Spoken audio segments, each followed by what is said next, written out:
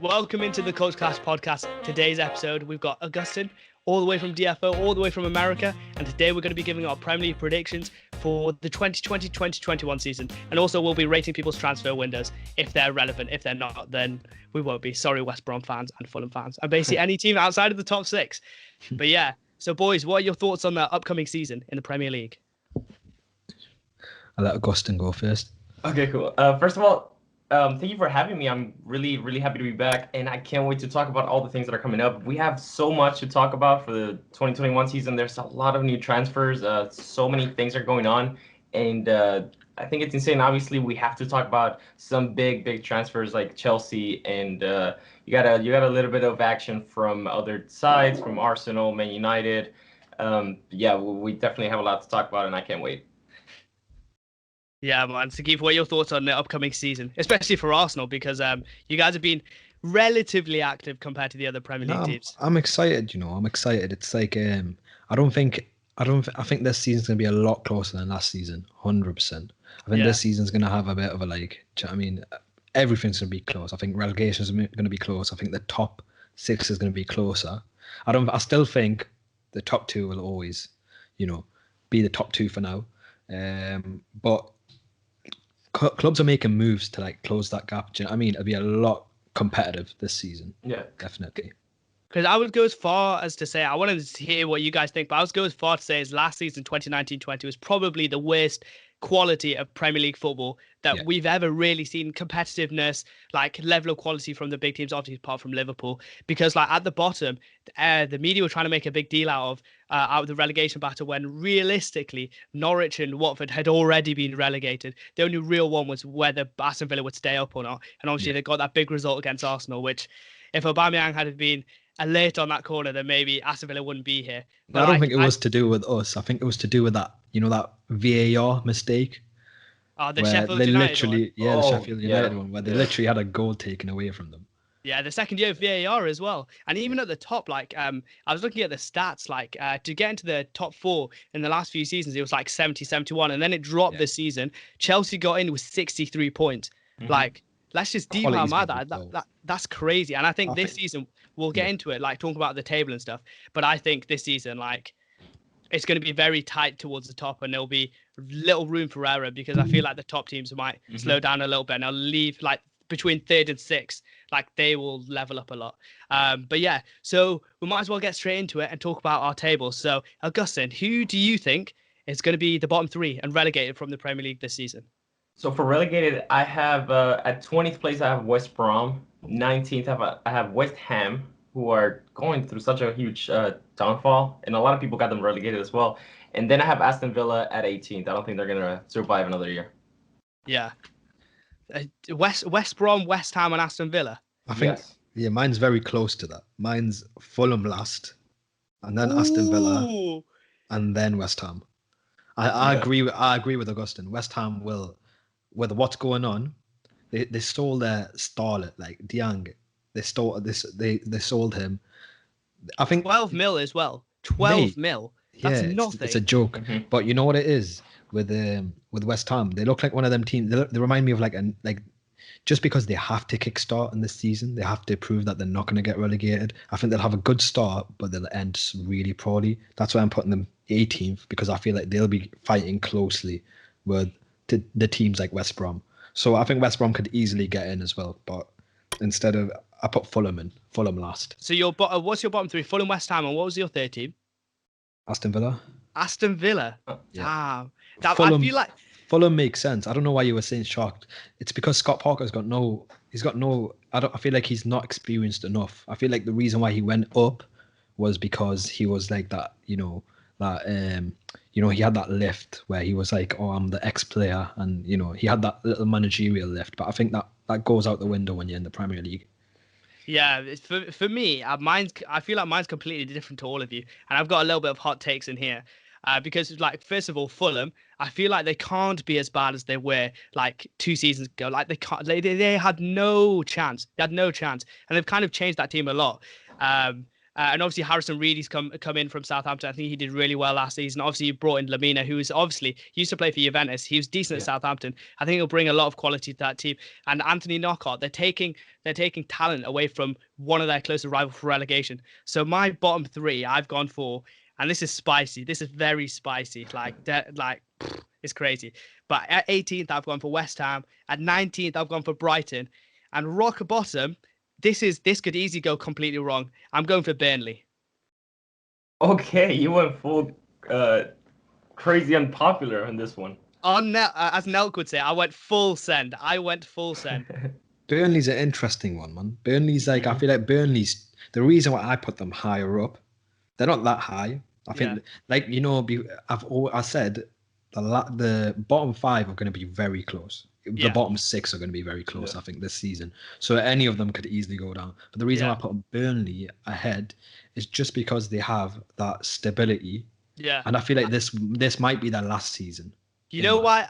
Okay, basically, we are filming this on September the 10th, right? And the transfer window closes on October the 5th for Premier League clubs. For me, I put Burnley at the bottom because you say they're stable. Obviously, they're very underrated and they do get quite high finishes. They got like 7th or 8th a couple of seasons ago. They got 10th last season. So I'm saying they're going to drop 10 places. They might not drop 10. I think they'll go in the relegation battle. Why? Because James Tarkowski has been linked heavily to Everton. And if he moves to Everton, then that defense is shaky. And Sean Dyche was on the cusp of leaving. People don't realize that he was on the cusp of leaving. And obviously their incomings haven't been great. I've got it written down here. Who have they got? All they brought in was they brought in Will Norris, some goalkeeper, for free. They haven't added any depth to that team. Obviously they're great going forward, but how long can Chris Wood and Ashley Barnes be your best players really? For that reason, I think Sean Dyche is going to fall off. Like, he's probably going to leave midway through the season, be replaced by Eddie Howe. And I think if James Tarkowski leaves, it could be curtains for Burnley. So that's why I think they're going to get relegated. Nah, but the reason why Burnley are even stable in the Premier League isn't to do with the players they have, because they've never had the highest quality. Tarkowski, even though he's got a quality on him, but he's probably him and Pope are probably like the one of few that have quality in them, right? The rest of the players, they're just hard workers. And the reason why they're successful to a degree in the Premier League is because of the way that they play. Sean Dyche has them in a way where they're hard to beat, and that's the thing about them. And that's the problem with that's why I feel like. Talking about the hard to beat bit, I'm glad you segued into that, because I think obviously COVID, this season might even get scrapped because of another wave. But I'm just imagining that there's not another wave. Burnley Turf Moor has been a hard place to go to for many, many teams. Why? Because obviously the stadium's you're basically, the fans are on top of you. And if there's no fans, I think that they won't do as well. Obviously, Nick Pope is a great, great goalkeeper. But I anticipate without James Tarkowski, that defense goes in the mud, because even you saw in 2018 he conceded lots of goals when James Tarkowski wasn't there. I can't remember the stat. I was looking at what in research for this podcast, but they conceded loads of goals when James Tarkowski is gone. And if he leaves, I think Burnley could be finished, because that club is not settled. You think it is? It's not settled. And they've lost quite a few players over the summer as well. And they haven't really brought anybody in. So I think they'll be very highly affected by the post-COVID lifestyle. I think there's worse teams off than Burnley, especially this season. Like Aston Villa, 100%. Like by October Ollie Watkins, though, I think they're too good to go down. I think they are too good to go down. By October the 5th, Grealish could leave. Right, and even with Grealish in the team, I feel like it's not that they're not good enough to stay up, and they've got quality, but they were literally, as a managerial wise, how much they rely on fans, everything like that, they seem much more closer to going down than I feel Burnley are. I always thought Grealish was going to leave this summer. I thought he was going to leave in a good way, because he helped Aston Villa and their legacy and helped them stay up. So. But like you said, Burnley, sure, they do have a lot of problems, but the sides below that you and I mentioned, they have more problems coming into the Prem than Burnley. Yeah, Burnley do have their own challenges, and I don't have them too high either. But I think there's other sides that have much bigger problems than they do. But it's a good shout. To be fair, this is a very unpopular opinion, and for good reason. To be fair, it's not a great shout, but I'm just basing this on the thought that I think that that there'll be a lot of instability in that club, and I think that'll affect them on the pitch. But you've seen at West Ham, like there's been instability off the pitch, and it's affected them on the pitch, but it hasn't affected them to the degree where they get relegated. But we've all got them in the bottom three, which is very. I think it's better if West Ham go down. I feel like it's better. I think it'll be more of an improvement if they go down. Do you think they can go down with that stadium? Mate, they're living there for free, aren't they? It doesn't make a difference to them. Oh, and it's going to be COVID season next season as well. So I don't think the impact of having fans in a stadium is going to be as much. I think if anything, they might get more payments because more teams would want to play there. Do you know what I mean? No, but I just can't see I can't see like people going to Griffin Park to go see Brentford, go to the Liberty Stadium or go to Burton Albion Stadium and then be like, yeah, we've got West Ham away and you're going to the Olympic Stadium in the Championships. I can't see, even though I'll put them in my thingy. Millwall and West Ham next season. No, that's something I'd be interested in. Exactly. So let's decide upon our bottom three. So I've got Burnley, Brighton, and West Ham. Augustin's got West Brom, West Ham, and Aston Villa. And Keith's got who do you have? Fulham, Aston Villa, and West Ham. So Aston Villa and West Ham are 100%. Okay, I'll give you guys that. That's two. So it's between Fulham, West Brom, and also Burnley. I think Burnley's a shout. Like it's a stretch, so I wouldn't put Burnley. So it's between. I think it's between Fulham and West Brom, and the only reason I'm saying West Brom is because they've got Slaven Bilic in charge as well. Yeah. I think Slaven Bilic has got the experience to even though he done poor with West Ham by the end. I think he's got the experience to actually edge them to stay up. Do you know what I mean? And they've got a decent team as well. They took Diang from Ghana. They got Mateus Pereira. Exactly. They've got some quality in there that I don't think Fulham have. I think Fulham have got a decent set of stars, but I don't think they'll keep them up. You know what? I think we should be polite and let the guests decide who the third relegated team is. So Agustin, I'll let you take this decision. I mean, I'm gonna completely go biased and go for what I said. I don't see West Brom surviving, so we all agree on West Ham and Aston Villa. I do have Fulham at 17th. I think it's gonna be between Aston Villa and Fulham. See who survives, but I do have West Brom as like the third relegated team. Okay, so fine. So what's that? Aston Villa, West Ham, and West Brom to go down. Yeah. Fair play. I think for me, I don't know where I put West Brom. I think I put West Brom really high. Yeah, I put West Brom. Oh no, I didn't. I put West Brom at 17th. I put West Brom at 17th. I put West Brom at 17th as well. Let's go through like the other three teams making up the from 50. Let's go with your 15th, 16th, and 17th team, and then after that we'll run through the mid-table, and then we'll get to what everybody wants to get to, which is the top six. So, Augustin, who have you got from 15th down to 17th? Okay, so basically surviving relegation or going higher into those spots. Like I said, Fulham at 17th, Crystal Palace at 16th, and then Brighton at 15th.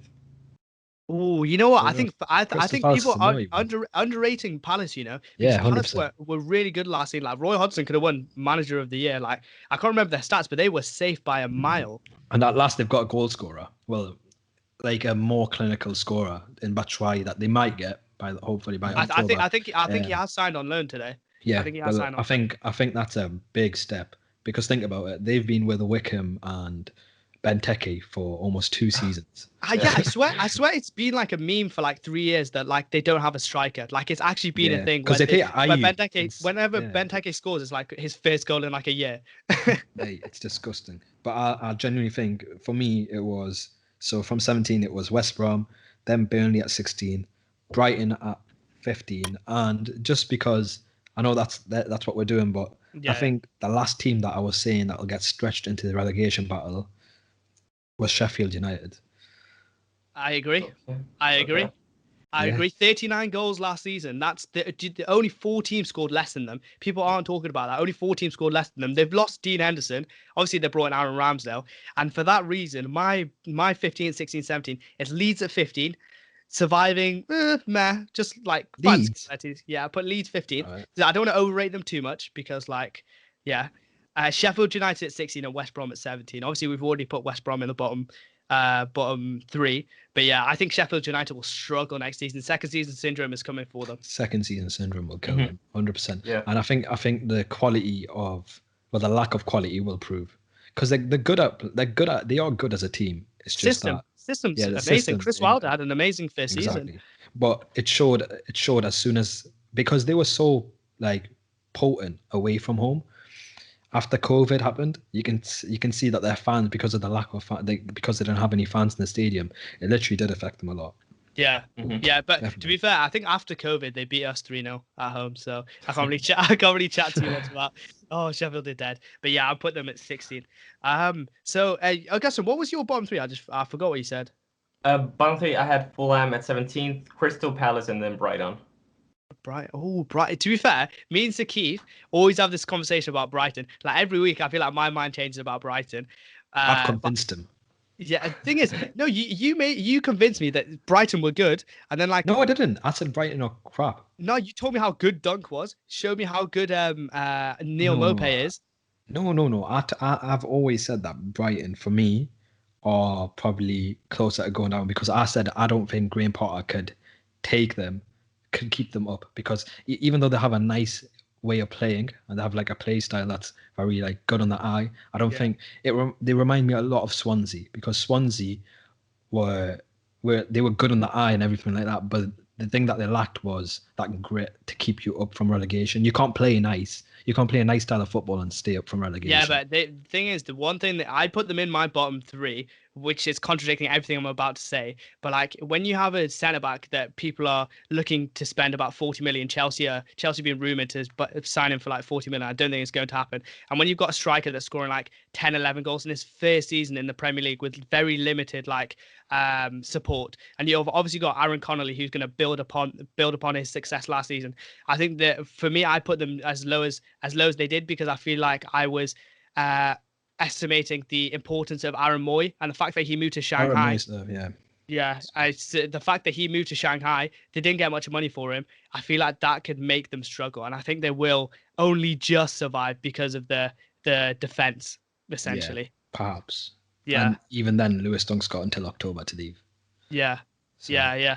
Because to be fair, all these suggestions could be absolutely wiped out the window, because there's still like a month left. So we're basing, if you're looking back at this and you're watching our podcast in when's the end of the season? May 2021, and you're thinking, oh, these schmucks, these guys are idiots. Yeah, remember, we had a month left. So if Sanchez playing for United, we had a month left. Okay.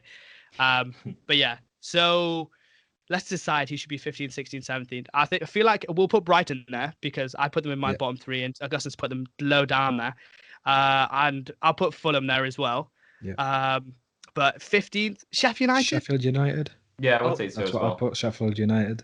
Okay then. So let's go from 14th to 9th, because I feel like these are just random places. Any team can move anywhere. But yeah, Augustin, run me through your teams.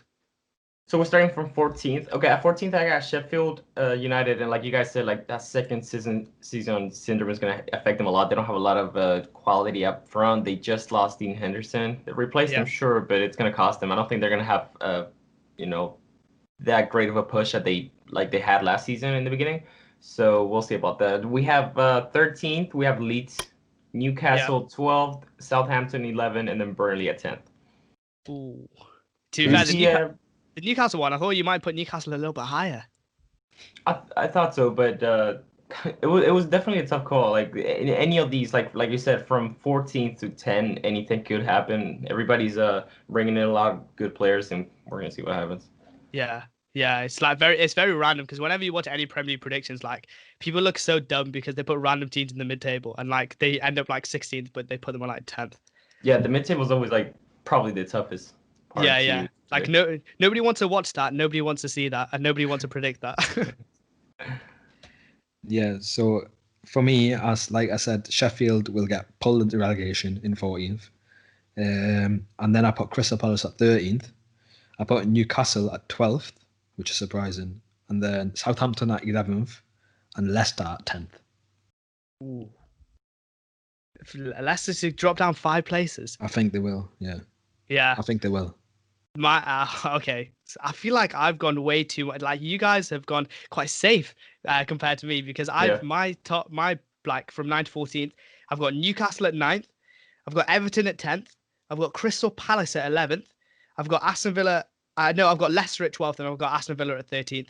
and Fulham at 14th. Obviously, we've put some of the teams in different places, but yeah, I don't think Everton's midfield gamble is going to work. I don't see it happening. So I've got them down in 10th. I think the thing with Newcastle, I think what you need to say is that this is the first time, I think, in so many years that they've recruited well. I think with Fraser, Lewis, and also Wilson coming in, I think they've recruited well, but it's not adding quality. The reason why I'm not saying adding quality is because last season they had Rose at left back, and right now I wouldn't say Jamal Lewis is better than Danny Rose at left back. I think if Joe Linton does come through, then he'll be decent. But Callum Wilson's got like a heavy injury record as well, and also I don't know, some of Fraser, it's just whether he can find the motivation. Like, of course, he was planning on leaving Bournemouth for ages, but it's just whether he gains that motivation, and it's whether Steve Bruce can kind of work with what he has better than what he did. Because he's shown he's an efficient manager. He's shown that for like a long time. But one thing I've got an issue with Fraser, right? I was watching this Webby. If any of you have seen Webby and O'Neill, they're Manchester United fans, on YouTube. I saw they had Gary Neville on, and Gary Neville said something that like resonated with me a lot. He said, if a player is busting his nut like to get out of your team, then like get out of his team to join your team, you've got to think that that's going to happen to your team at some point. And I feel like Fraser might do that at Newcastle. They won't see those problems this season, but I feel like it's kind of like a sticky signing, like for the team chemistry, especially in the locker room. I think that's difficult to say. I think a lot of players... he pushed so hard to get out of Bournemouth. Like he down tools fully for a season, and like I feel like I would go as far to say that he was the reason they got relegated. They got relegated by 2 points. I would go as far to say that he was the reason they got relegated. No, but the reason why I say he wasn't the reason to get relegated is because since the start of the season, they've had the opportunity kind of, to cash in. Yeah. Do you know what I mean? So they've had 2 seasons. The thing about Fraser that worries me is that because he was dying for a free transfer to either Arsenal or Tottenham, I think moving to Newcastle is kind of like a sigh of like, oh, I could have done better. Do you think it's a sidestep move? Yeah, definitely. Mm-hmm. Yeah. Definitely. Because I feel like because I feel like after his 18-19 season, where I believe he got 12 assists or 11 assists, he was very creative that season. Like I feel like if Bournemouth sold him, they should have sold him then. They sell him when they were at the peak of their powers, and they just didn't. And I feel like they're going to have to bear the burden for doing that. But obviously, they got loads of money for him. But I feel like Ryan Fraser will be a good signing this season, but I don't see it working long term. And what you're saying about Callum Wilson, like that injury record is mad. But Joe Linton, surely, I've been talking to some Newcastle fans, and they're like, he's best on the left, but surely he can get more than 2 goals next season. Like, you can't spend 4, like, surely, like, I can't see it. At least you can't see a world where Joe Linton does score 2 scores. He is horrible. He's disgusting to watch. Some Newcastle fans on the Football Explainer, shout out the Football Explainer, they were saying to me that like he does bits on the left, like he's great on the left. Fair enough. And now you've got like an actual striker going down the middle. Maybe that would work. Do you think Leicester will finish? I put Leicester below Leeds. I put Leeds at 9th, and I put Leicester on 10th. Ooh, okay. Why? I feel like you're overestimating. No. I'm not trying to overestimate Leeds. I think I just don't believe in Leicester. Do you know what I mean? Because I could have put Southampton at 10th and Leeds above them, and I think that's fair to me. I just don't think Leicester have got that. Like for me, Brendan Rodgers doesn't give me belief that he could redo that in the second season, and I think a lot of teams have worked them out that if you keep Vardy out the game, which is obviously so difficult, and it also depends if Vardy bangs like he did last season. Yeah. 30 goals a season. Do you know what I mean? He bangs like he did last season. And it also depends if Maddison's got that motivation and that quality, which although he was injured by the end of last season, it's just whether he has that. And also if, players like Ndidi push through and Sionchu have a great enough season like they did last season. And I think and Johnny Evans, this might be his last season as well. So it's difficult to say. Mm-hmm. Yeah. Augustin, do you think, like, where did you put Leicester actually? I was actually going to say right now, I have them at 9th, and just I don't think they're going to repeat what they did last season just because of 2 reasons. I think everything clicked for them last season until the very end of the season. And I don't think everything's going to go their way, exactly their way once again. And just also because every other side that is also fighting along those like top 8, top 6 sides, they've improved a lot, and they've made a lot of signings. Leicester haven't done any major signings, and I don't see everybody clicking like they did last season. I don't think things are going to go for them that much. Because one thing, like Agustin, did you think last season after the restart, they in 10 games they only scored 7 goals, which is like ridiculously bad, Mm-hmm. Do you think they're quite one-dimensional? Probably, yeah. That Vardy dependence, I think it's going to cost them eventually in the long run, and maybe not this season. Maybe we'll see Vardy bang a lot of goals once again, but in the long run, it might cost them if they don't do anything about it. Yeah, because last season they had Ricardo Pereira, who I think like he should be known as probably the second best right back in the league after Trent Alexander-Arnold. Like he's been injured for a long time. Obviously they brought in Timothy Castagne. I think he plays. Does he play right back? He plays. Yes, he does play. Both. He's a very attacking. I don't know how much he'll be able to replace Chilwell or play for Pineda, because he's a little bit too attacking. Pineda's very. I consider him very balanced. So yes, he does play on both wings. I think he has more experience on the right, but I rate him highly. But I don't know how much he'll fit into the Prem and how fast he'll fit. Yeah, 20 mil. I would, if I'm Leicester, I would hope that he'd fit into the Prem. And obviously they lost Chilwell, but like, what are your thoughts on Chilwell? Do you think he's actually a good player? Do you think he's decent? Do you think it's worth 50 mil? I rate him. The only thing questionable is the price tag.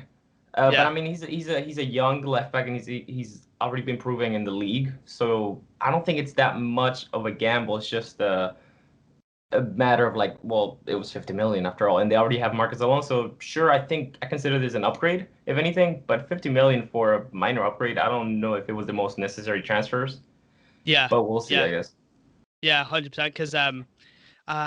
Because I thought that I thought he wasn't involved too much in the attack, so I feel like they won't feel the pressure of losing Chilwell. Like I don't think he's as big of a deal to Leicester as people make out. But even though I've got them down in 13th, so let's run it down from 9th to 14th. Who we're going to put in each position. So let's discuss that. Where did you spot Leeds? I put Leeds to 15th. And Agustin? Yeah, I got them at 13th. 13th. Well, I put them at 9th.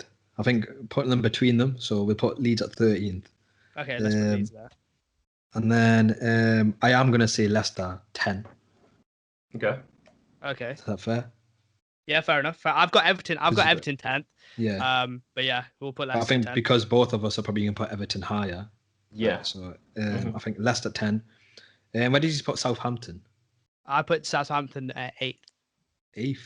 Yeah. Jeez, I got them 11th.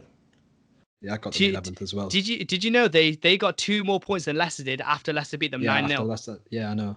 That is fully mental. Yeah. I remember everyone was talking about this their last. They're definitely get relegated. They're going to be finished last, and then obviously that's meant. I find that so. They've got crazy. a good manager as well, man. They've got a really good manager as well. That's the thing about Leicester. Leipzig manager as well. Exactly. But I think 11th is a good enough spot for them, especially with the team, and especially if Danny Ings. No, you know what? I was going to write that down. I'm not having that. I'm not having Southampton being bottom 10. They are definitely top 10 team. They are 100% a top 10 then team. Put them in 9th, actually. Yeah. Yeah, I would definitely put them there. Newcastle, definitely, I think we can agree, 12th. Yeah. Yep. And then I put Crystal Palace at 13th, and then I put Sheffield United at 14th. Okay. I'm just writing this down.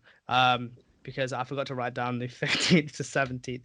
So who do you say we're putting at 12th? Newcastle at 12th. Who's at 11th? We agreed.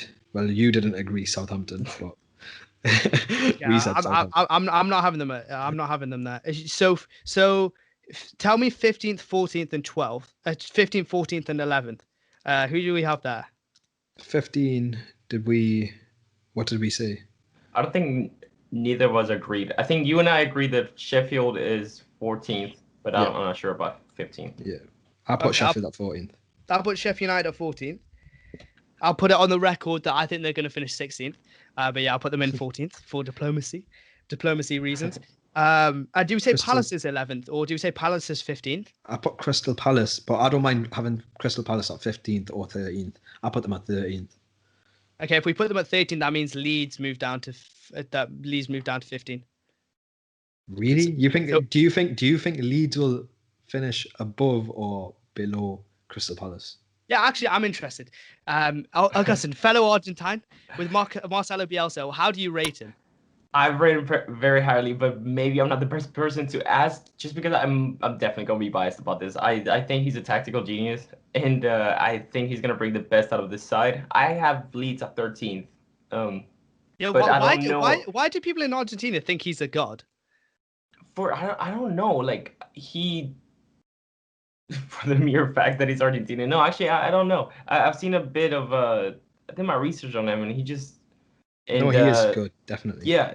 No, but it's in like I looked at what he's won, and I don't want to be like, oh, if you haven't won anything, you're not great, because obviously Maurizio Pochettino is one of the best managers in the world, but like he hasn't won anything, and Pep Guardiola's like he's the best coach of all time, and Pochettino's like, oh, he's so amazing, but like I don't know what they're seeing. Obviously, because I've not been exposed to him, but I'm like, what's so special about him? Because I remember he made as a man manager. That's the thing. I think a lot of people, the reason what makes Pep and Mourinho great is because they're great man managers as well as great tacticians. Marcelo Bielsa is like just a great tactician from the start, and like that may be also his biggest downfall, because he can't concentrate on the man management. Like you heard what he done last season. Like he was sending spies out and this and that. The guy lives and breathes football. Yeah. Like anyone who has that, especially with the work rate, like the team with a work rate like Leeds, will surely get better than teams like, I genuinely feel better than teams like Crystal Palace and even Sheffield United, maybe. No, because it'll be interesting to see how he adapts to the Premier League, because I feel like maybe he's doing too much, because I feel like the Premier League, obviously, is getting more athletic and getting more like based on how fit you are and things like that. And obviously, because we've seen Liverpool elevate, like their midfield wasn't great, but they were the fittest in the league. They ran the most. And obviously, if you run the most, you probably win the most. So maybe I feel like it's either Leeds will do amazingly well because like their team will be so fit and they'll run way more than the other team, and then that'll push like a revolution of teams in the future to be as good as Leeds. Yeah. But I just can't see it. I can't see it. Facts show that Leeds will run probably the most next season. Yeah. That's what facts show, because in that Sky Sports documentary, like Calvin Phillips was like, "Oh, this coach told me that you'll never have to work this hard ever again."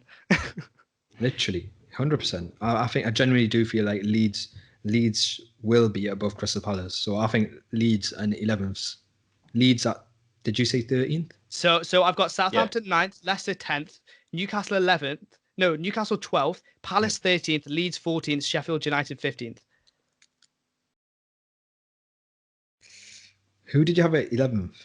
I haven't put anybody at 11th yet.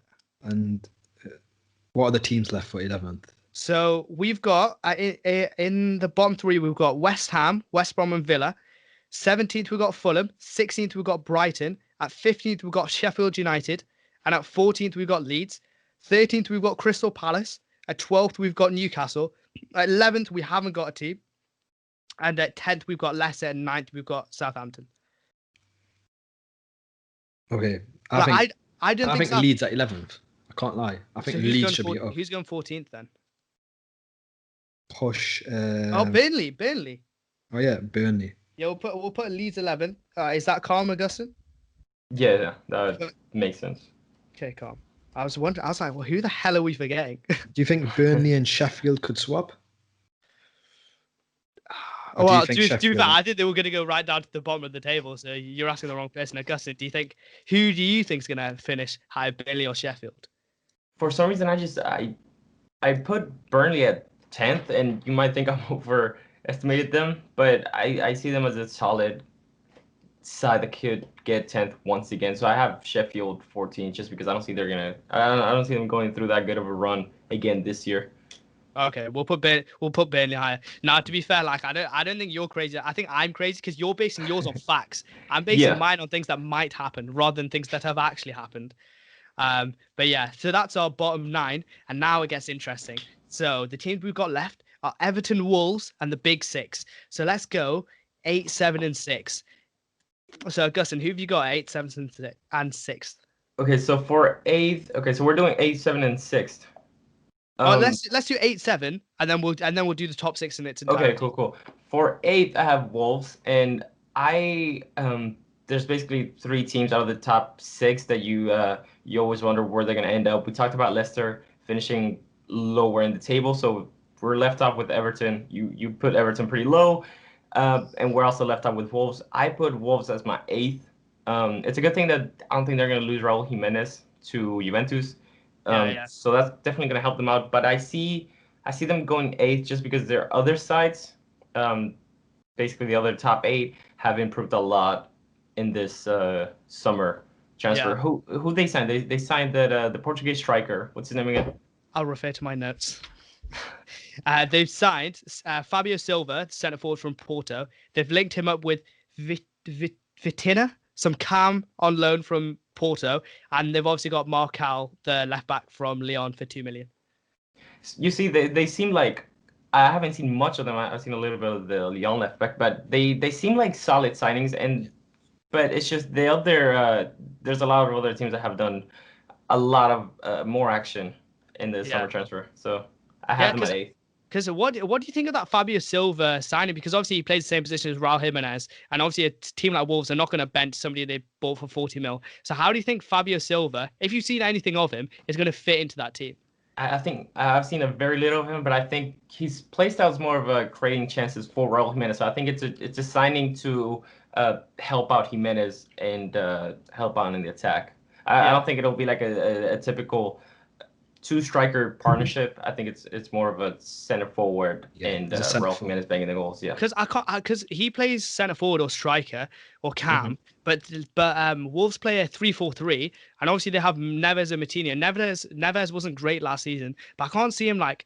I don't know where he fits into that side. Does he play on the wings? Does he play? Does he replace Neves? I think he'll play on the wings. Like the thing about him is, I think he's going to easily adapt. His English is great, apparently, as well. Yeah. Like he easily adapt to the Prem. I genuinely feel like he's a quality signing. Like for them, I think it's the thing about Wolves is that season by season they're adding more quality. Yeah. And they're not just accepting just any players; they're genuinely adding quality and they're scouting well as well. So for me, I think that's a lot down to Jorge Mendes. Yeah. Yeah, Jorge Mendes and even Nuno Espirito Santos. He's playing. He's a sick manager. Like he's very underrated as well. They got 16 mil for Helder Costa as well. Like I think that's a really good a really good fee for a player of Helder Costa's level. And obviously they've got the most overrated player in the Prem, in my opinion. They've got Adama Traore on the right. How do you boys think he'll play left wing back? I reckon next season. He'll play left wing back. Yeah. For over Johnny because he got injured. Yeah. No, but they've got Mark he'll play right wing back. Right wing back for Doherty. Yeah, because I think he'll get moved. Did they not? No, I swear they're linked with loads of right backs. I feel like they'll end up playing him right wing, but he plays wing back anyways. Like he plays wing back most of the time. Even when he plays against Arsenal, he was playing so deep. Yeah, he plays so deep. Because I remember when Chelsea had a 3-4-3 and we were linked with him when he was playing at Middlesbrough. But I feel like he's a little bit wasted if you play him a right wing back, even though his production numbers haven't been that great. But I think that's why they signed Silva. So I think imagine if they have Silva at right wing, if they play a 3-4-3, and then they have Traore just behind him at wing back as well. That's a potent attack. And I think if that's what they're going for, they could easily get 8th. They're 8th for me, definitely. I put them at 7th, to be fair, because I had Southampton at 8th. But yeah, I'll put them at 8th as well then. So I see you boys have put at 7. You put Everton. Yeah. Actually, almost. I didn't want to have a boring prediction where I had the big 6 on the top 6 spots. So I wanted to go a little bit unpopular. And I know this is gonna hurt you a lot because you put them so lower. Like you put them at 10th, I believe. All right. I put Everton going into the big 6, and the big 6 side that is missing out on the top 6 spots would be Spurs for me. Phew. So I got. My God! No! I got Arsenal higher up, but perfect. I thought you was gonna say Arsenal. But Spurs, I got them as the side that's falling to 7th place. Jose Mourinho's Tottenham Hotspur. Yes, I Tottenham think. Hotspur with the best striker in the league. Okay. So let's see. For example, I'm going to talk about Spurs first. I think that lack of silverware that they've got in their mind is gonna. I think they're gonna go all out on FA Cup, Carabao Cup, and Europa League. So that might be a factor. And maybe not having too much squad depth will affect them like going on in fall competition. So maybe it'll hurt them in the long run. And just the fact that everybody has improved a lot in and I think everybody's going to have a much better Premier League season. Spurs might be up there in other competitions, and I think this might be the year where we see them lift silverware with Jose Mourinho. But if I had to take a Big Six side out of its top six, I think it's going to have to be Spurs. I feel like he's right. He's got all the points. Obviously, you're going to say that you're an no, Arsenal fan. No. I'm not even saying it in that way but I didn't put Tottenham seventh. I put Everton seventh, but they're not too far off Tottenham. And the reason for that is because I think Jose Mourinho, he's acknowledged that he won't win the Prem. And I think what he wants is definitely a trophy. And I think the reason why people are overhyping Tottenham is just because of this documentary that's came out.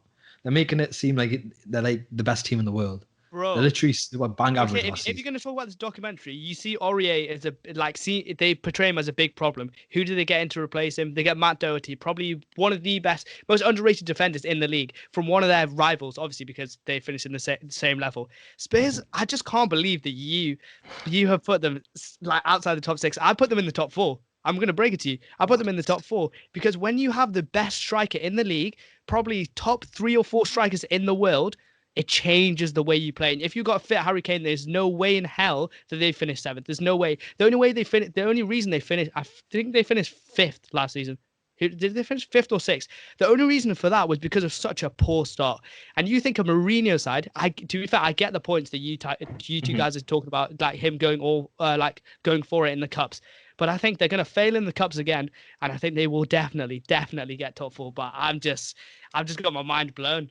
I've got my mind blown that if you said Arsenal, I'd be like, fair enough, because I think there's going to be problems with the Aubameyang. Mm-hmm. That's it. Like, I would say fair enough. Like, maybe, but Spurs, I can't see that. Harry Kane. Nah, I think the thing is with Tottenham is that when they've got their full team on play, they're decent. They're good team. Lost Vertonghen as well, though. But how often have you saw them starting 11 play? Yeah, they always have problems with injuries. They had that last season. Could happen again. But how often do you see them play? They've been in contact with Gareth Bale as well. Obviously, we're going on facts today, but there is a month left in the transfer window, and there have been talks with Gareth Bale, and apparently Real Madrid are willing to pay half his wages to get him to offload him to a different club. So if you have a front three of Son, Kane, and Gareth Bale, oh my God, I feel like that could even be like top 3. Like that could push you to top 3. Never mind just top 4. I don't know. The reason why, but I put Everton at 7th, and the reason why I didn't put them above Tottenham is because the reason why I put them high is because Ancelotti is such a great manager. The same way Mourinho is such a good manager to get them up there. But for me, even though I think the thing that Everton lack is, although I think they've overhyped the signings that they've got. I don't think James Rodriguez is as good. He's probably on par with Sigurdsson in the Premier League once he joins the Premier League. That's a violation. That's rude. Nah, I think that's me. First season of the Prem, you think he's going to do better? They got him for free as well. Fair enough. I think it's a better signing than it is a good signing. I don't think he'll benefit them as much. He'll benefit them as much as Sigurdsson. I still think Sigurdsson would play. I don't think Iwobi is that great to hold the right. I do think on the left, who they play on the left? They've got the new signing on the left, but they've also got Calvert-Lewin. They've got Richarlison on the left, who's I think top 10 attackers in the Prem. I could say that. And they've got Calvert-Lewin, who I've always said Calvert-Lewin should be in the England squad. I've always said it. A side point, Gareth Southgate has lost his mind. Lost his mind. But yeah, like the thing is with Everton, I would say they probably have the best probably top 5 midfields in the league. Like Alan Decore and James Rodriguez. Like even if you play Alan and Decore and you play Sigurdsson going forward or James, obviously Sigurdsson's been linked to go to DC United, and obviously that'll bring in like some much needed cash. But I think if you have a midfield of Alan Decore and Sigurdsson or James Rodriguez, that's probably one of the top 5 like midfields in the league, especially for creativity. Like that's a great midfield. So I can understand, Agustin, why you put them in top 6. But if Tarkovsky goes there, like you said, by October, do you think you'd put them higher than where you put them, Hamza? Because you put them 10. To be fair, I violated with Everton. I said that their midfield thing couldn't work, but it could work. Like it could work if they get Tarkovsky 100%, because that's the one issue I have with them, that their defense isn't good enough. You can't have, like, obviously Luca Digne has been an amazing signing for them. I think he signed for them last season or the season before that. Amazing signing, but you can't have T-Rex arm in net. Like, you're gonna need somebody to protect T-Rex arms. Like, he's a dead keeper. You spent 35 mil on him. You need to get a centre back in. Like, who have you got in front of him? Michael Keane, who's just signed a new contract, and Yerry Mina. Like, I think Yerry Mina would come good. But I think they're decent centre backs. Like, if you want your midfield to be good, you can't just say, "Oh, Everton are going to be amazing because their midfield's decent." You need the rest of the team to step up to that level. The attack could easily, because Richarlison bought for 50 mil. He's a very decent player. You could get 50 mil if you sold him. Calvert-Lewin, like you said, he's quite a defensive striker, but he gets goals. Like, but it's just that defense that really worries me. That's the thing that worries me. And obviously, they lost Seamus Coleman this year. I don't know who they're playing at right back now, but like, that defense is very shaky. Holgate. That'll be a sad, sorry state of affairs if they have to play Alan Decore, Rodriguez, and then Holgate at right back. Holgate's decent, man. But I think 7th is fair, and I think even then it's optimistic for Everton. Yeah, I think 6th is crazy. Because where did they finish last season? Like 13th. Yeah, no, I think they finished a bit above that. But you need to remember that, like, 12th.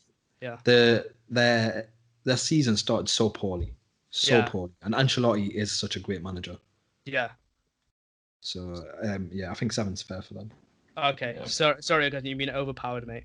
No worries. It is a big gamble. And it's just a matter of how fast James Rodriguez can fit into the team. And same thing with Allen. Like, that Serie A to Premier League transition is a big one. It's just a matter of how long it'll take them to get used to Ancelotti's tactics in the Premier League. So he was great. He was great in Serie A. I can't say I watch him a lot, but I know he was great in Serie A, and even in the Champions League, he was decent. And it's crazy that they're even being linked with Koulibaly. I remember at some points in the summer they were linked with Koulibaly. I was like, this is mental. This is actually mental. But yeah, so for this top 6, we're going to change up a little bit. We're not going to go we're not going to go in 3 bunch. We're going to go like each position. We're going to decide for each position. So, boys, who is finishing in 6th place who's finishing in 6th? I think we can agree Tottenham if Augustin's put Everton. Yeah. If he's put Everton at 7th. I'm a Chelsea fan, boys. Like, you can see there where I'm a Chelsea fan. But this is killing me because I don't want to be supporting Spurs, but they've got the best striker in like top 3 in the I see world. what you're saying. Like, you're rating them greatly with like your own justification, but you gotta, like, when you look at the other top 4 contenders, like Man City, Liverpool, Chelsea, United, and even Arsenal, like, they all got good projects going on for them, and I think they're just a tier above Spurs. So, Augustin, chat to me about. I feel like both of us will, like, the 3 teams that we would be thinking of putting in 6th if it wasn't Spurs would be Spurs, Arsenal, Man United. Let's say we're talking about Spurs and Arsenal. What makes Arsenal better than Spurs? Individually, sure, Spurs might be better. Oh. But it's just it's just more like I said, I think the fact that Spurs might focus more on other competitions, and Arsenal just signed a contract with Aubameyang just signed a contract, so that word's out of the way today. Yeah. Did he signed a contract today, so that's a big factor to they're not going to be worried about it anymore. And I think he's going to be banging like 70% of the goals. They're very Aubameyang dependent, but I mean, they've also signed Saliba, so that's definitely bound to help them out. So I think overall they have a pretty good project going.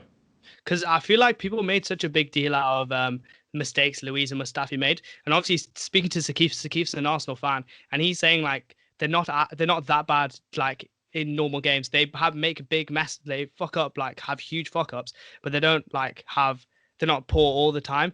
But the thing for me is that I've just completely forgot what I was saying. So Sakif, can you just take it from here? Nah, but what I'm saying is my whole point was I think people underrate it. Like people really ridiculed David Luiz after that Man City game. You know, after the the lockdown. Yeah, And yeah. once he came back, I'm not after that Man City game. I promise you, he was like he's been our best defender, and I can't even think of a foot that he's put wrong. Okay. And of course, he's won that. In the FA Cup final, he was very suspect. I think he was very Fair suspect. enough, but we still won it. But my point, I remember my point. Shut up. I remember my point was that against the top 6, they lost. They dropped 16 points. They dropped 19 points. They finished like 3 places below. So they dropped 19 points against the other big 6. But Leicester, who finished above them, dropped 27 points. So people make such a big deal out of Arsenal's mess ups against the big teams. But in reality, for where they finished, they didn't really mess up that much against the big teams. And all the problems they've had for like the last 6-7 years, obviously it's not going to be solved in one season. It's not going to be solved in 2 seasons. Like Arteta recently came out and said that he wants to win the Champions League in 3 years. And obviously that's big for him to say that.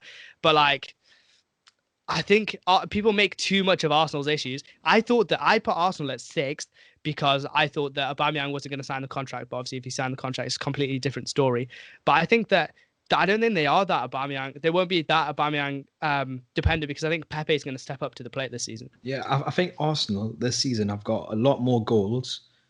So like if Aubameyang did drop off or if he didn't score as much, I think they've got goals coming from different areas. And I think it all depends on, like I put them on 5th, but I think they could easily get into the top 4 if they get that one midfielder, which potentially might be either Aouar or even Thomas Partey. Yeah.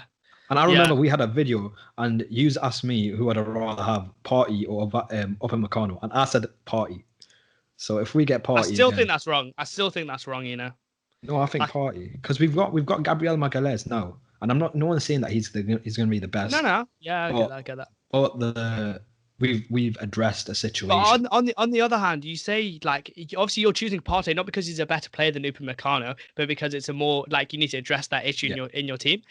But the thing is, you've got Lucas Torreira, who obviously was great at Sampdoria. Agustin was talking about the step up from Serie A to Premier League.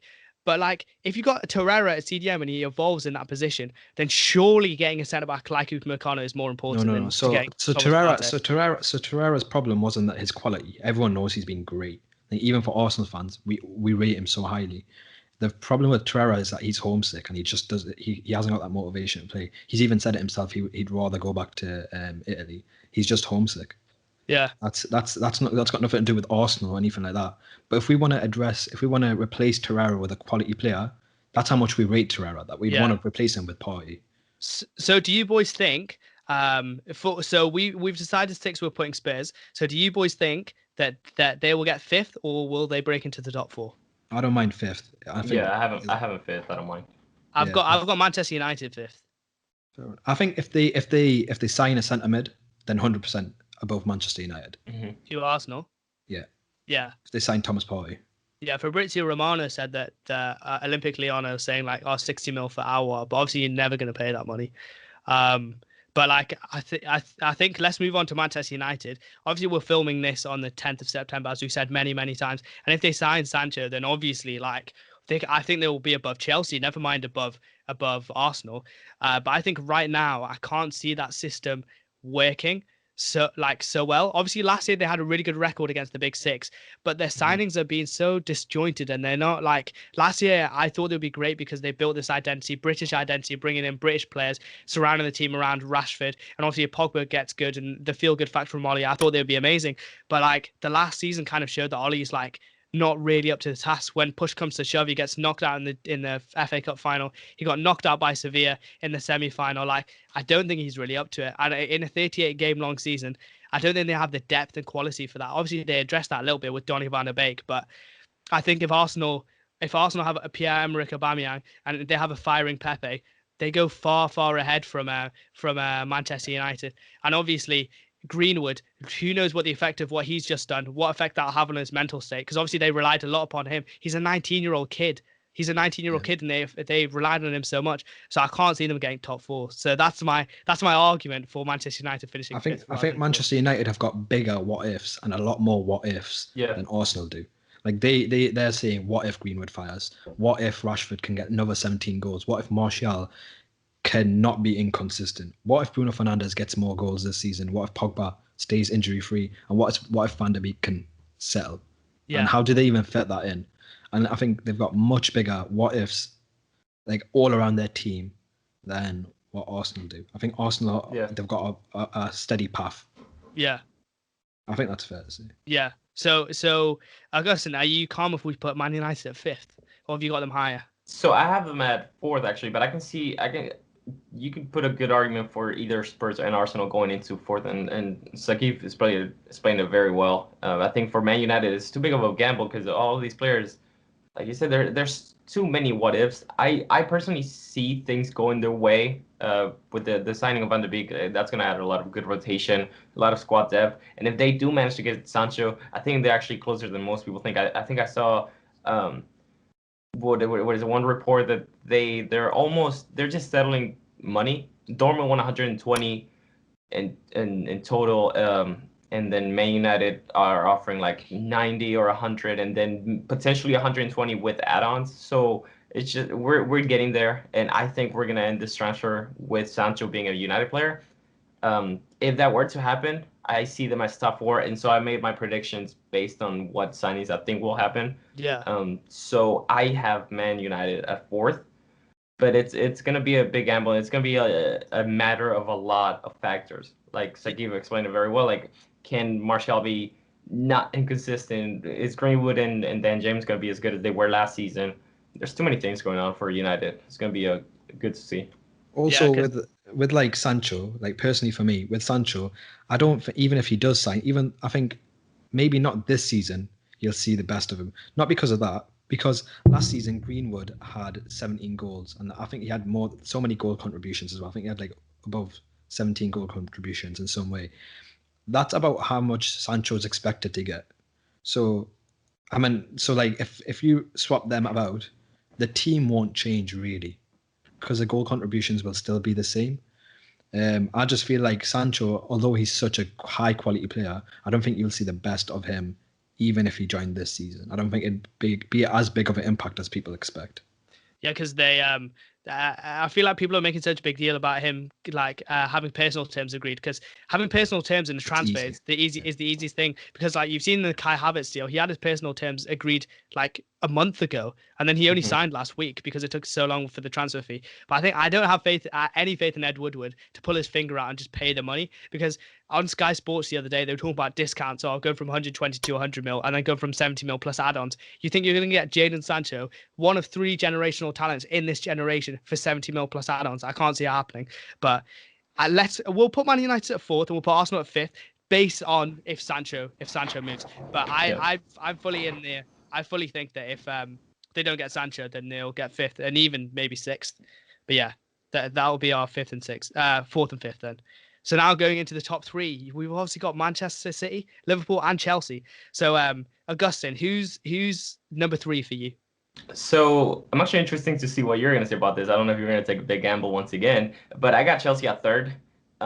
I made a post actually just today in the morning about how their big signings are going to influence the team. I think individually, we all know every signing that they've made. You got Chilwell, Thiago Silva, Havertz. They've had an incredible transfer window, and everybody individually, we can all agree they're great. It's just a matter of how much Lampard, how fast he'll get the team working as a team.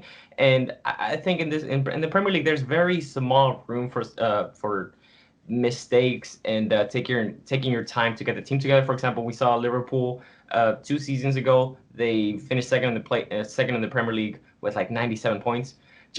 That just shows you that in the Premier League, there's very small room for taking your time, developing your team, getting them work together. So I think Chelsea have a great team individually. I think they're going to do well. But I think in those first few weeks, when they're still getting everything together, getting everybody, get that chemistry going, in the meantime, Man City and Liverpool, who already have established teams, they're going to be a tad up front. So I think it's going to be a catching game for Chelsea. They're always going to be behind those two. I see them ahead of everybody else. I think individually they're great. It's just a matter of how fast Lampard can get them. But still, I see them finishing 3rd. Yeah. In the league. Because to be fair, I'll leave my prediction to I'll leave you on tenterhooks for a little bit. But my thoughts was obviously the team that I think that they would, if they were going to jump above, were Liverpool. Because when AFCON's happening, I think that's between 6th of January and the 5th of February. Liverpool have to play, I think it's Man City, Man United, Tottenham, West Ham, and Brighton, all without Salah and Mane. And if they don't have Salah and Mane for those five games, like that could be like a destroying month. If that could go either way, like if that goes for them, then that'll bring the team close together. But if that goes against them, then there's no way that they win the league. There's no way that they get close to the league. But Sakif, who have you put at number 3?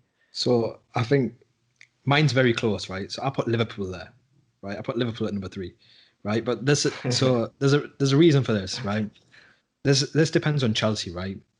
The thing is with Chelsea, because they've got such quality players, I told you this before as well, Hamza. If any one of them fire, we can't expect all of them to fire, but if any one of them fire, they will ruin the Premier League. And if Pulisic is fit. But the bad side about Chelsea is they'll be their own downfall. So if the defense doesn't get sorted, and I don't have that much faith in Thiago Silva, if the defense doesn't get sorted, and also I don't think if Lampard doesn't, for me, I don't see Lampard taking them to that next level. But obviously he will stay. So it depends if Lampard actually fires through next season. Because this season he's got the pressure. Like he's had the signings. And it's whether he can cope under pressure. Last season was kind of like a free pass. Like you could have got 6th and you would have just still kept Lampard, I feel. I think at Chelsea is a bit different. Like if he got 6th, I think he probably would not have been backed in the transfer window at all. I think he would have. But obviously you're saying that because like obviously he's a Chelsea legend. So no, because most of his signings were already confirmed by like January or something like that, and they were where were they at January? I think they weren't doing that well actually by then. Yeah. So Ziyech was already confirmed. Like players like Havertz, he probably already had his personal agreements done by February. So Lampard already had his backing. Yeah. I feel like it literally does depend on Lampard and the defense. But the reason why I'm putting Liverpool at 3rd is because they just haven't improved enough, and also I just don't see them continuing that mad form and literally the African nation things that you said that'll affect them big time. For me personally, I think that this year is the last season of Liverpool's dominance, because like we always talk, like you hear people talk about 3-year cycles, and you never really see the only time you've really seen a team dominate for like a consistent period of years was early Premier League days of Manchester United. I think they won like 4 out of 5, and even mid 2000s, like they won like, I think in the last 5 years of the 2000s, they won like 4 out of 5, like something crazy like that. So you never really see that sort of dominance. And I think Liverpool, this will be their last season, and the African Cup of Nations will come to hear them. But apparently the African Cup of Nations will be pushed a year. So I've put Chelsea at 3rd as well. But just to talk about Chelsea for a little bit, I think that Chelsea this season is a look into the future, in the sense that we are not creating a team to win next season. We are not creating a team to win the Carabao Cup this year. We're not creating a team for anything like that. We're creating a new dynasty. We're creating an 04-05 team that will stay together for like 6-7 years. A very, very young team. I think this year will not be a year for Kai Havertz. It won't be a year for Timo Werner, Ziyech, Chilwell. It won't be a year for them. Our player of the season, our best player this year that I think will fully break through is Christian Pulisic. You saw that at the end of last year. He changed from a little boy who not only was small but also like kind of a bit like happy. He was happy, like playing football. But for Chelsea, you need to be like not angry, but like on the edge, hungry all the time. And you saw when he came back, that goal against Man City, the goal against Liverpool, and the run against Liverpool. You saw he wasn't just a happy player, like being happy playing on the pitch. He was there trying to get production all the time. When he scored, he was so heavily motivated. So next season, I think you'll see the breakthrough Pulisic, and he could be one of the players of the year. And like you said, if Werner, Ziyech, Havertz, Chilwell, they break through, then obviously that will be like amazing. Because last year we got 16 goals from Tammy Abraham, a couple of goals from Giroud. I think next year, like we'll play maybe a 4-2-3-1 or a 4-3-1-2 with Giroud and Werner up top, or even Abraham and Werner up top, because he played really well in the front two at RB Leipzig for what 3-4 years when he had Yusuf Poulsen playing with him, and when he played in a one, especially in the World Cup, you saw that he struggled a little bit. And even against Brighton, he needed Callum Hudson-Odoi up top. So I think Chelsea going forward, they are creating a dynasty. They will not win the league. And I've enjoyed being on TikTok and going through all the FYP and being like, oh, Chelsea's going to win the league next year. This is the best transfer window ever.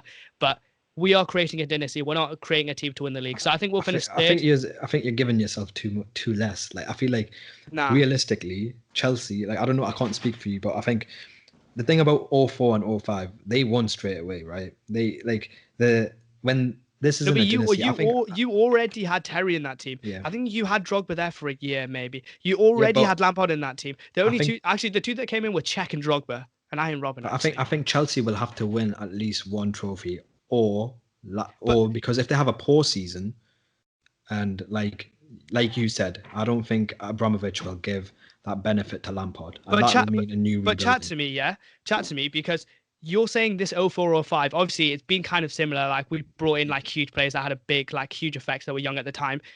Are you saying that that Chelsea should be challenging for the league title? No. I mean, win something, definitely. I put them high. Because basically, I'm not putting words in your mouth, but the reason why this 04-05 team did great was obviously because Jose Mourinho, their defense was amazing. And obviously this defense isn't great. But getting ahead of the Invincibles is a lot easier than getting ahead of a 99-point Liverpool and a 100-point and 98-point Man City. Like, getting ahead of that is so hard. I don't think rather than going over an Invincibles who got 84 points. I don't think, no, because you're talking about Invincibles, but then you're also talking about after 04-05, there was a great Man United team. And then, but not at that time. No. But I know. But so, yes, it was easier. But also, you need to remember that you had Jose in charge. You didn't have Lampard in charge. Yeah. And that's a big difference. And that's one of the things that I said that'll stop you, because I don't see Lampard doing. Because I think over like the last 10, 12 years, we've only failed to win something in 2 years. I think it was last season, 2015-16 season. So it's part of Chelsea's DNA to win something. Like, it's in our DNA to win something all the time. But I feel like, for me, what I'm basing Chelsea's being a success is doing bits in the Champions League. And I think this is the same for Agustin, because obviously you do bits in the Juventus do bits in the league. Chelsea aren't doing that many bits in the league, but you guys you've run Serie A. You want to do bits in the Champions League. Since the last time we got in the semi-finals was 2014. I want Chelsea to actually be a dominant threat in the Champions League, and people to be like, oh shit, I don't want to play Chelsea. Oh no, we've got Chelsea in our group. But like, next season, obviously we'll be fourth. We'll probably be in a hard group. We'll finish second. Our hardest task will be our round 16. Then after that, it's anybody's game. So I think next season we'll finish third. Liverpool and Man City, this will be their last few years of dominance. But yeah, I'll put Chelsea third and to go deep in the Champions League. So then second, I think we've all been in agreement. It's Liverpool. It'll have to be Liverpool. Yeah, I have Liverpool second. Yeah. I've got Manchester City second. So you put Liverpool up front, top. Liverpool to win back-to-back league titles. Okay. Fair enough. So I put Man City with this whole reasoning that I did this considering that they were going to sign Koulibaly. I think signing Koulibaly, I had a talk with a Man City friend who recently said that signing Koulibaly would be more crucial and more important than if they were to sign Messi. Obviously, the whole Messi rumors are done already, so that's not a thing. But he told me that signing Koulibaly would be more important to them as a team. So because they don't need much help in attack, Aguero, De Bruyne, they're banging goals for fun. It's just a matter of they never had a center back partnership duo, an established one, and Koulibaly, he's great. I don't think he's as great as people give him credit to, but I think he's definitely going to help them out a lot. And I did this Premier League table considering that they were going to sign Koulibaly, which I think could happen any second now, hopefully this week. And I don't see Liverpool going back to back just because they haven't had that much action in the summer transfer. I think they might sign Thiago, but if anything, that's just the player you're adding because you're letting go of Wijnaldum. It's an upgrade, sure, but other than that, they haven't done much. And I think that African Cup of Nations is going to hurt them a lot too. I don't think it's an upgrade, you know. because like for their system, they're I feel like the whole culture in that club is stay lean. Everybody like the squad stays lean in the sense that there's not that many players. There's not many that players like competing, but like their competition is with other teams rather than with each other. And I think that culture is like if you bring in Thiago and you're bringing some creativity to a midfield which isn't creative, it's there to be the engine of the team. Your attacking is Trent Alexander-Arnold, Robertson, and then Mane, Firmino, and Mino and Salah. So you don't really need you don't really need Thiago. I think it would be a weird signing if they signed Thiago, but I think the reason I think they're going to go back to back is because obviously the African Cup of Nations. Somebody told me that it's been pushed back. But if it is being pushed back, I can see them going back to back because Manchester City, they've lost Vincent Kompany last year, huge loss. But then they lost David Silva, who got into the team of the year, Premier League team of the year this year. So surely that's going to have an effect with them at some point. Like, I can see them dominating later on in the decade, but I can't see them winning the league this year. No, I think with Man City, the only thing that'll stop them from winning the league is literally depending on how far they go in the Champions League. So if they drop, if by March or April even, they drop out because I feel like the league's gonna be so close. If they drop out the Champions League about March, I don't know, by the quarters or even round of 16, I genuinely feel like Pep will go all guns blazing on the Premier League. And if they do go really far in the Premier League, and it's only and they've also got the Champions League, and they go really far in the Champions League, they'll prioritize the Champions League. That's my only thing about them. And I don't think, even though I put Chelsea second, I still don't think Chelsea will win the league. I think if Man City don't win the league, I think it will be Liverpool. Yeah. Because I feel like that team's just settled, man. Like that defense, unbelievable. The midfield decent, and obviously the attack's amazing. But yeah, fair enough. I could take that. If they got Messi, like it would be guaranteed. And if they got a centre back, like I think Koulibaly, especially expecting Koulibaly's, even though people might not say he might not work in the Premier League, he will make the biggest difference. Yeah, he one of the few centre backs that people say are world class. Do you know as a lot of commentators and pundits all say he's world class, but I always wondered why, like, he's been linked with Chelsea since like 2015. Like, surely there's an issue there as to why he has not came to the Premier League or even left Napoli. Like, because why? Napoli's hard to do business with. No, but it's in like they let other people go. So why has Koulibaly not left? Like, surely there's a problem with Koulibaly rather than like teams not wanting like this. I think that teams don't want to put the money in because there's a problem with Koulibaly rather than like, oh, he just hasn't left because he doesn't want to leave. Maybe. I mean, maybe Napoli are overpricing him. I don't know how much he might go to City for. I think what is it, 70 million? Yeah. Or I've just above 70. Yeah. Okay. Yeah, I don't know. Maybe Napoli are making it harder for everybody. Not sure. Yeah, that's Napoli. Like, think about how many players they've sold or how many players they've let go at the end of their contract or when they're really peak. Like, literally, Napoli literally sell their players when they're like 30. That's because they're so hard to sell when they're at the peak. Like, Napoli are really hard to do business with. Facts. We had to pay 50 mil for Jorginho. You know how mad that is? Mate, do you know how crazy that is? You need to pay a premium. And I think... But Everton got Alan for like 22 mil. Yeah, and he's like, I'm sure he's like 31 now, isn't he? Is he? Yeah. So I don't know what his contract situation is, but like, I always thought like Koulibaly's good, but surely there's a reason why teams haven't picked him up. I think they would have played 90 mil. I think the only reason they didn't play 90 mil last season is because of the financial fair play situation that they were in, and also with Man City, the season before that, it was a different market. But I think if COVID didn't happen this season, I think Koulibaly would have went for 90 mil, and there would be no problems. Because the thing is, like, last year, obviously they went from getting did they get 100 points or 98 points? 98 points. They went from getting 98 points to getting like 81. Yeah. Why? Because Laporte left. Like, you saw the importance of a centre back, but they have spent big in that centre back position, and obviously they're going to get more defensive cover if Bernardo Silva steps up. Because last year he fell off a little bit. If there's more defensive cover in that midfield with Rodri, even if Rodri steps up, if Fernandinho like transitions out of the team as Bernardo Silva's in the team, then yeah, you can make a fair argument for Man City to win the league. But I think Liverpool will win the league again. But yeah. Fair enough. What we're gonna settle on number one though? Yeah. That's the question I was gonna put to you guys. Like, who are we putting number one? Man City. I'm still putting. Man City. Based on popular vote, it's 2 out of 3. Okay, so I've been overruled. Man City are winning the league next year. Perfect. So on the screen right now, you'll be able to see the league table from 1 to 20. This has been a long podcast, but if you come right to the end, you have seen that we put Man City at the very top of the league. But yeah, so let us know in the comments down below if you agree with our like what do you call it? Our league table, and comment down below. I don't know what your predictions are for this season. And Augustin, I was going to talk to you. What do you think is the biggest effect of COVID on this next season of football? Well, the whole thing with money. I mean, the transfers are being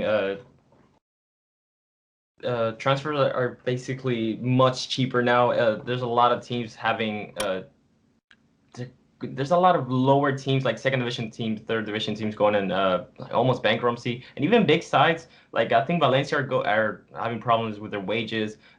Any big side that is paying their players, like any big side that has high wages, are definitely going through problems right now, and basically money's affecting them a lot.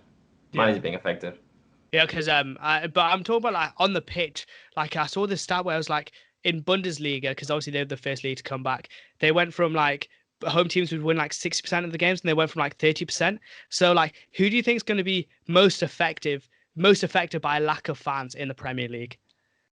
I'm not sure about the Premier League, but any side that has that, like for example, you think of Dortmund as like a side that has a great atmosphere in their stadium. You think maybe Liverpool. You think any other top side. I think sides like those are the teams that are going to be affected. Just home field advantage is not much of an advantage anymore, and so I think we're going to see a lot more of smaller teams battling it out with those top teams. I don't think it's going to be that huge of a difference. So we're bound to see a better Premier League in terms of maybe competitiveness. Okay. So that is Augustin's take, debatable football opinions take on the next season. But thank you for joining us. If you're new, make sure to subscribe and like. And if you got this far, then well done. And thank you very much for watching.